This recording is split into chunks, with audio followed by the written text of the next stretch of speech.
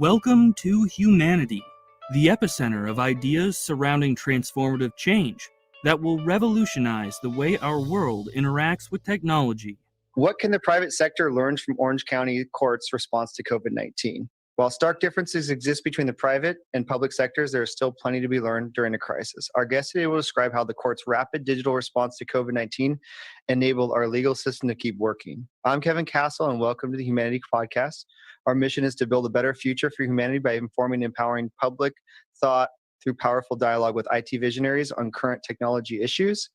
Joining me today is Brett Howard, CIO of the Orange County Superior Court.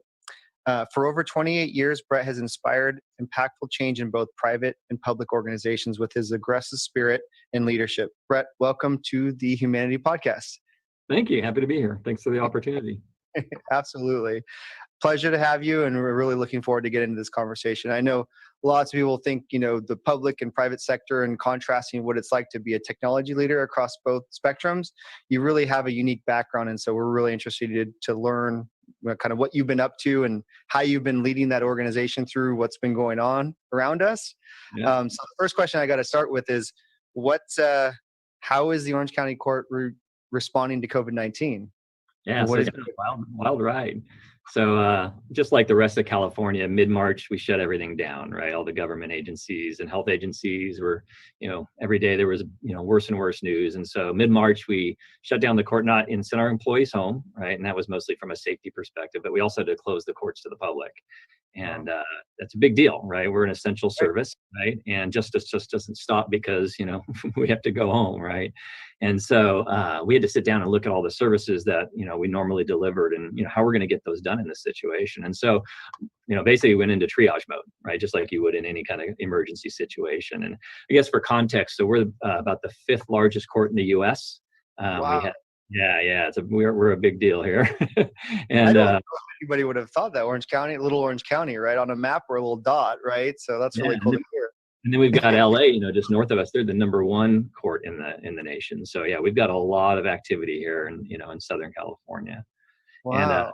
And in Orange County, we've got 8 different locations. And so you can just imagine, the volume of work that we get done on a daily basis. So to close the doors, pretty big impact. So what was it like at that time when you guys were deciding to make that change? I mean, was it like up for discussion, or was it like already decided and was work backwards and make it work? Yeah. So, I would say it was a progressive decision, right? As things were getting worse and worse, you don't think initially about just shutting things down. You're like, oh gosh, what can we do? Or what do we need to slow down on?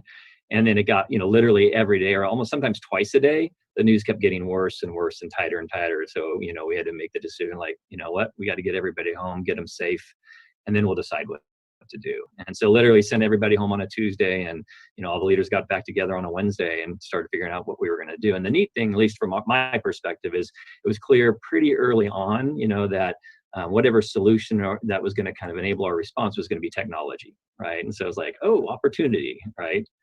So, and was that something you drew out of everybody around you, or was everybody just pointing at you saying, hey, this seems like a Brett problem? I think it was a joint revelation as we started thinking about the fact that, hey, most of what we do here in the court, as far as court cases, right, and court hearings and all, is in person. Well, if the public can't come in and, our folks aren't in, how are we going to be able to do this, right? And so a technology solution was really our only option. So we started looking at, again, triaging, what's the most important thing? And so really anything related to personal or public safety was our first priority. So obviously criminal matters we had to take care of, right? Even though we all went home, the bad guys didn't necessarily all go home, and they were still getting arrested, right? They're still getting put in jail. And they have a right to, being able to get a hearing, and there's time limits set on those. So we had to take care of that. And then anything related kind of personal safety. So, restraining orders, like a domestic violence restraining order, abuse type things, or anything where there was violence maybe going on. Obviously, that's our number 1 priority, and we had to take care of those first. So that was kind of the what, at least within the first, kind of week. And then there was the how, again, back to a technology solution. It's like, well, how are we going to do this? And, just like most of actually the other courts in the country, as well as ourselves, figured out, well, gosh, we're going to do things remotely, right? And, if people are at home, how are we going to get this done? And fortunately, we had been piloting and kind of doing some proof of concepts with some remote video solutions, so some video conferencing solutions, not only within our courthouses, but also we had a couple of judges who were doing some appearances, maybe in a hospital or in another state where it was hard to get the person here. So we kind of played with it, Oh, but wow. really, yeah, but really, COVID, forced our hand into growing that on a much wider scale really quickly. So Interesting. And so when you guys, I mean, was it already in the plan for you guys to be able to manage virtual justice processing, or was this something that just kind of like was lit on fire in terms of make it happen? yeah, COVID was a good disruptor, right? Yeah, we just we had to do it. It kind of forced our hand, which is great, right? From a technology perspective, we had wanted to do more of that, just from a enabling, I guess, more flexibility for the public, right? But you Right. can imagine in a normal situation, trying to push something like that out over time was going to take some time, and so Right. that's a great opportunity where it moved us to innovate very quickly. And fortunately, again, because we had solutions that we were already looking at, it allowed us to do it, with not a lot of, kind of bumps in the road and all that. We got it done pretty smoothly. So. Yeah, I feel like that's a common story we've been hearing across like different IT departments, is really like having piloting something or having an idea and gone through that whole vendor eval and starting to figure out what tools to bring in. Like the folks that were doing that were definitely ahead of the game on this, right? Yeah. Especially if they like had already had a preferred platform and then just needed the extra boost to have it forced upon everybody else in the organization. This was definitely one of those moments where everybody had that in their hand, right? Yeah. So in terms of like the different, so what all did you have to roll out in order to allow, the court system to be able to continue on virtually? Yeah, so besides the video conferencing solutions that we rolled out, and we were using a couple different vendor solutions, and we still are, because we didn't want to just mandate, hey, IT says this, right? It's like whatever is going to work for you, we'll make work, right? So for example, working with our sheriff's department, they had one solution and platform they were using, so we're working with them on that one. Throughout the rest of the organization, we're using a different platform because we'd already been using that in-house. But another thing we had to do was, for a lot of our hearings, the public has public access rights where they can come in and watch a hearing. It's a public hearing, right? Or the press can come in.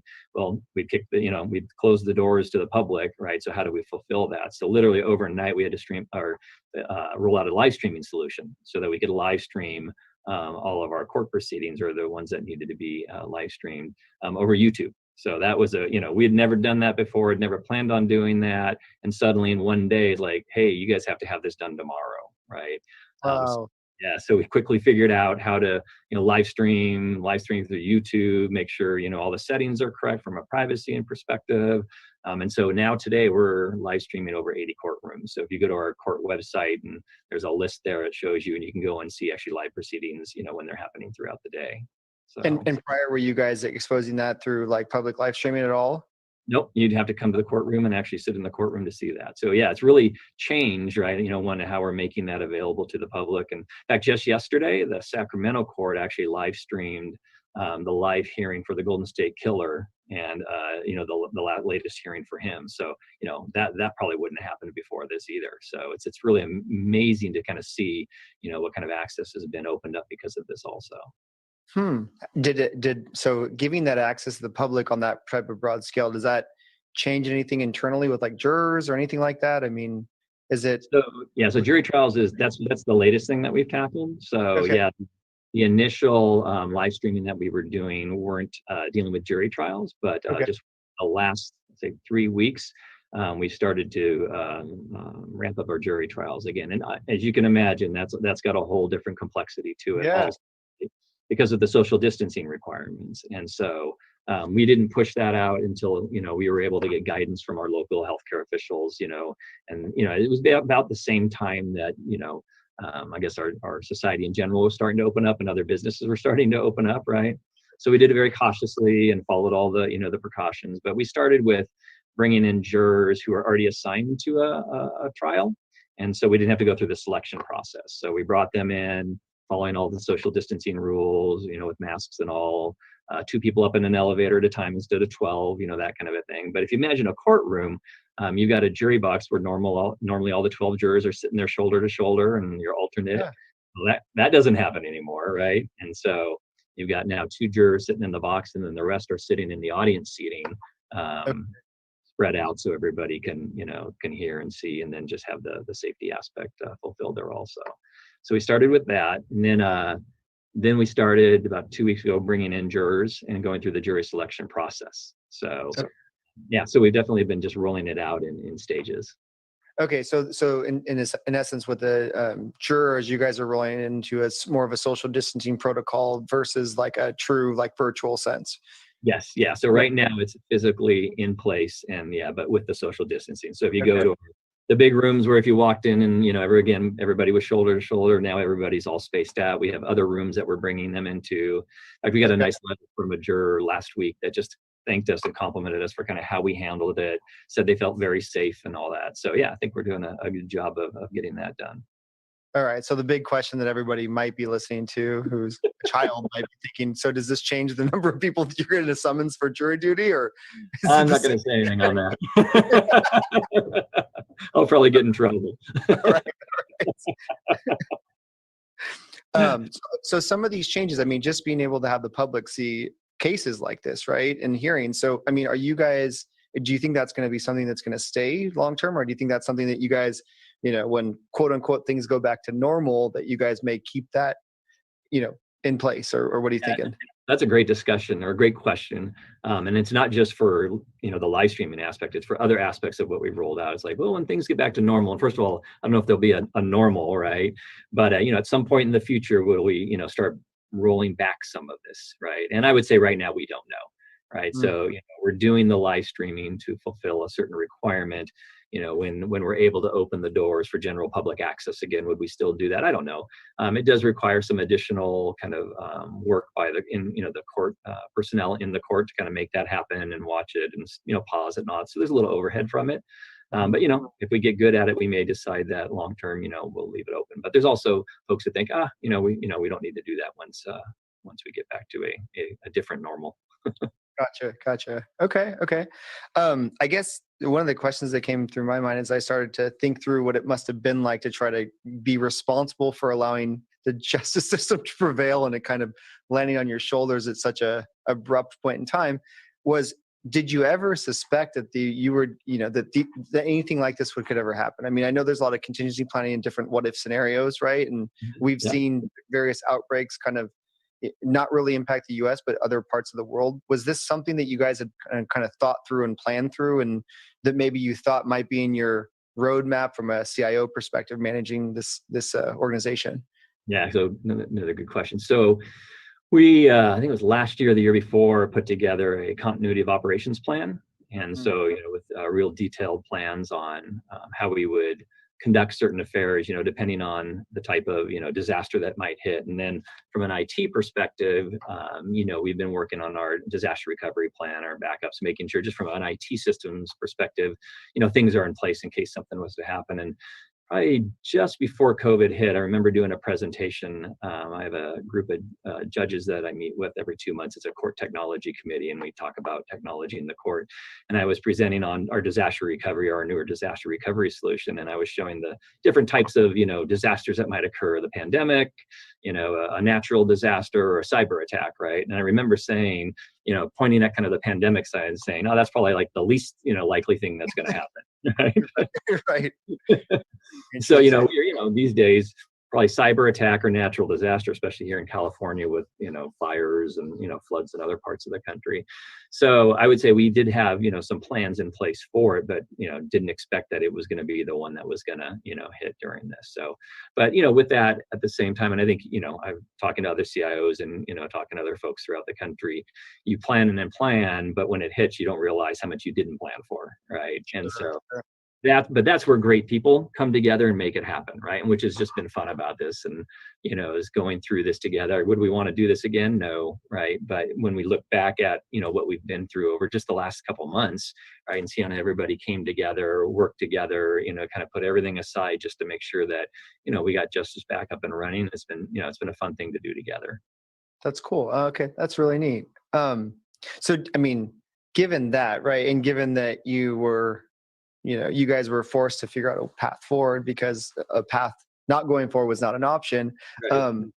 Did it change the way that you feel that the role of the CIO and larger that like the IT organization was viewed at the court system? I don't know if I use court system is the right word, but the Orange County Okay. court. Yeah, in the court, yeah. Yeah. So I'm fortunate in the sense that we've got a really good partnership here between the business, between executives and our judges, our bench here, with IT. And so when I came to the court, that was already in place. So like I said, I feel myself, very fortunate to already be in what I was coming into a good situation, and I've continued to foster that, right, to make sure that we, kept that going during the time that I've been here. And so I would say I don't know if much changed during this. We've delivered a lot of solutions, during the time that I've been here, and like I said, prior to me being here. So when this hit, I think I think the attitude more was, we know that IT can do it. We relied on them in the past. They've been able to deliver. So, let's sit down and figure out what needs to be done, and then just, threw it all at us all at the same time. That's So, okay. Gotcha. So there was already that stream of confidence was already coming in from by your predecessor. Yeah. yeah. Yeah. No, that's great. I mean, that's been like the one thing as we've done the interviews on the podcast, as well as just, speaking out in the market, that is one thing that I've heard consistently is that the role and visibility and value provided by the CIO role and consequently the IT organization as a whole has drastically changed, right? Because they've allowed business to move forward. They've been the ones that have had solutions to these problems, and they've been reactive, and then they've teamed together and be able to make that change, right? So I think that's been one of the good things that I've seen, at least through trying to find the diamond in the rough through these situations, is really that there's been those in IT that have really looked for these opportunities to get a better seat at the table, if you will, in terms of strategy setting, and the blocking and tackling for this has really created one of those opportunities for a big win. So yeah, I'm cool. hearing that from my peers also, right, throughout the nation, is that, and to use the term seat at the table, they're like, yeah, we have a seat at the table finally, right? It's not just, hey, make sure the phones are running and the computers are running. It's like, hey, we need a solution now, right? Yeah. And you guys are the only ones that can provide it. So let's sit down and work it out. And obviously we love that, right? We love that opportunity as IT leaders to, do that kind of thing. Who doesn't like solving a problem, right? Right. Well, I guess let's transition to the conversation that we had talked about briefly earlier in terms of like the business CIO, right? So I know we had talked about, you brought up the concept of being a business CIO or thinking in business CIO mindset. Like, tell us what that's about and kind of what you've seen, how you've seen that transition both in the market from a COVID perspective as overall in terms of just maturity in the market perspective with CIO roles. Yeah, so it's funny that we do use those two terms, right? The technical CIO and the business CIO, right? And I think if we were to look out and survey, probably the better CIOs in their positions are the ones that have a good balance of both of those, right? That have the technical expertise where they can bring that to whatever solution is, that they're looking at. But they've got the business side also, so they can marry those two, right? And so, I guess I look at it as, someone who's got both of those strengths can sit down and kind of bridge that gap, right, between the business solution that's that needs to be either designed or solved or or stood up, but then having the technical expertise to make sure that those two marry together, and then to be that person who translates between those two, right, also. So I definitely see that as being an important role for the CIO. So myself, for example, I would say I definitely lean on the technical side. I started as a software developer, probably wasn't that good, so they made me a manager. But I'm still a nerd, right? So I love technology. So I leaned there. But when I came to the court, I remember them asking me even during the interview process, like, hey, how good are you at translating from kind of the technicalese to kind of businessese? And I said, well, I've done quite a bit of that, but I see myself in transition and wanting to do more of that. And so definitely in my time here, it's something that I have focused on, right? And getting better at that, and not just just looking at the technical side of it, but really understanding the business side also, right? And the court is very complex. We have many different case types, and they're all very different. And so I'm definitely learning more and more and getting more expertise on it. But I've definitely got a long way to go. But I can I see that helps bridge the gap, right? Again, that bridging the gap between the business side and our operational side versus the IT side. And so and I say from a COVID perspective, things are moving so fast, honestly, right? That our team is really right now relying more on the operations side as they're trying to figure out, okay, what is it they need? But then we sit there and we get together and we partner and design, a solution pretty rapidly, to roll it out and get it up. And then we're tweaking it, as we learn, from that. So. Right, right. And so for other folks that are out there that may be listening that have a technical background that have moved into a CIO role and kind of tip of the spear for the IT department, like what would be some tips that you would give to folks that are in that transitionary period in order to navigate that successfully into kind of a business-minded CIO? Yeah. So one is you got to go outside your comfort zone, so at least for me, I call myself, what's the term I use? I'm a reluctant extrovert, tend to be a little introverted. I like the extrovert side, but I kind of have to push myself to do that. Right. And so for me, it was really going out and fostering relationships, right, outside of IT. Right. And so once I started here at the court, kind of, sunk myself into IT to figure out what was going on, but then from there started to reach out. And so, just fostering those relationships with business, partners, and here it's known as operations, and really understanding, what their needs are. And then also outside of the court, we have a lot of justice partners that we work with, right? And so creating those relationships with folks that are not just the IT contacts over there, right? But they're the folks that are actually, on the business side. And so when we sit down and design a solution, again, it's not just the technical solution. You're really pulling in, the business part of that. And then kind of outside the course, just growing my network, growing kind of my peer network. I've got a really good network now within the court system, which is great because that's really helped me come up to speed more on court processes and, what a CIO looks like in the court world. But for me, growing then that network outside of the court world is important. I'm starting to do a little more of that. So. Nice. And was that something that you did by intention where you started to look at other peer CIOs that are in similar situations? And then so when once I got to the point in the court where I felt like I had that good network here, at the court, and I saw how beneficial that was. I realized, oh boy, expanding that, outside of the, the kind of the court domain would be even more of a rich experience. Right. Well, that's a nice thing you have working in public sector, right? Is that your peers are not your competitors, right? So everybody's trying to help each other out for the common good. So yeah. So which leads me to think, part of it is you've spent so much time in private sector, and then you've been at Orange County Courts for 5-6 years, right? 6.5 years, yeah. 6.5 years. Yeah, so making that transition, what are the biggest things that you would say that you've learned in that transition, right? And both from I'm sure you had a set of expectations of oh, this may be different, or preconceived notions of what it would be like working in public sector versus private. Just curious for people listening, what are some things that you kind of picked up along the way, or guesses that may not have been exactly how you thought it was going to be one way or the other? So, well, I could probably talk an hour on that, and all in a good way, and all the lessons that I've learned, right?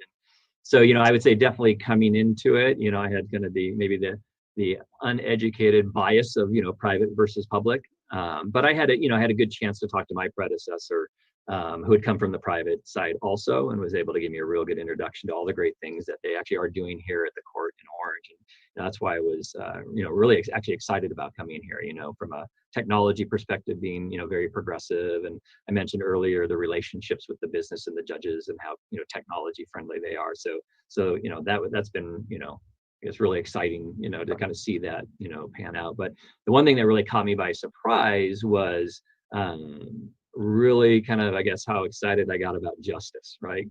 Coming to the court, I knew traffic tickets and jury duty, like probably most citizens, right?